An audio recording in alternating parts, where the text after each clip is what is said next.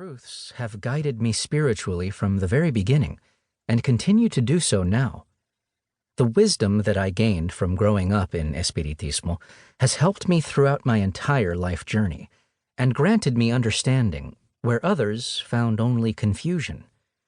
It has been the foundational vehicle through which I was able to reach total awakening and enlightenment. I grew up with my maternal grandmother, who was a well-known espiritista and healer. She ran a full-time healing practice while raising a bunch of grandkids and adopted children and pursuing her own divine mission of feeding the people. A normal day in our home consisted of her cooking more than 10 pounds of food as she consulted with and healed people at our dining room table. As well as being practitioners of Espiritismo, we were also members of a Pentecostal church. If you know anything about Pentecostalism, then you know that this appears to be a huge contradiction. But there were reasons for this odd mix of faiths. In fact, this spiritual mix is not uncommon in Puerto Rican families, as you will discover. My grandfather had become a Pentecostal Christian quite some time before I was born, and this conversion totally changed his life. My grandmother supported him wholeheartedly in this, often saying it was the best thing that happened to him when he accepted Christ. His new faith changed my grandfather from an alcoholic womanizer, albeit a hard-working man, to a loyal, faithful, and sober person. It gave him a sense of stability and a moral compass. Amazingly, he never tried to push his newfound connection with the divine on my grandmother. As he put it, "When I met her, she was already more of a saint than a human being, more of a nun than the nuns." My grandfather feared but respected the spirits and my grandmother's traditional practices. His own mother was an espiritista and healer, and he had grown up around the work, so he fully supported all my grandmother's desires and contributed to her mission of feeding people. He even bought healing items for people when they couldn't afford them and helped my grandmother maintain her healing garden and all the plants and herbs she used in her practices.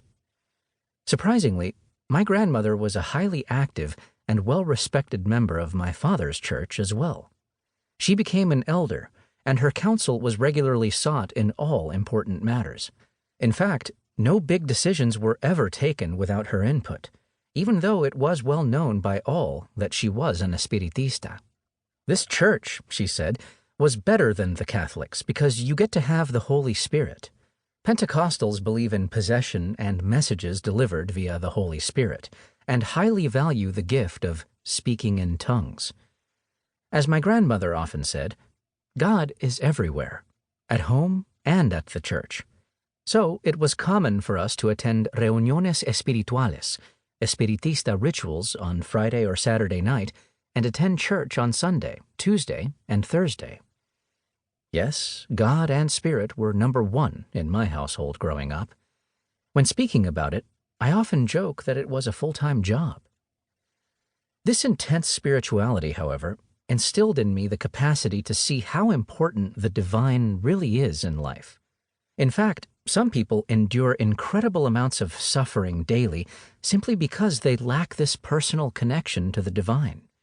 Illnesses, emotional and mental problems, and issues in relationships all have a spiritual component and reflect an imbalance that could so easily be corrected if the divine were present. In my grandmother's home, it was normal for people to start showing up for spiritual help any time after 8 o'clock in the morning. In fact, they showed up at all hours of the day or night, especially in emergencies. Once there, they were usually invited to have some coffee or juice as they waited until my grandmother was ready to attend to them. Our dining room table was not just for eating. It was a center for healing, love, connection, and much more. She sat people down there and consulted with them.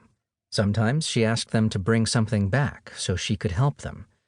Sometimes she referred them to other spiritual workers who were specialists in the issues they needed to resolve. And sometimes she simply told them what they needed the moment she saw them.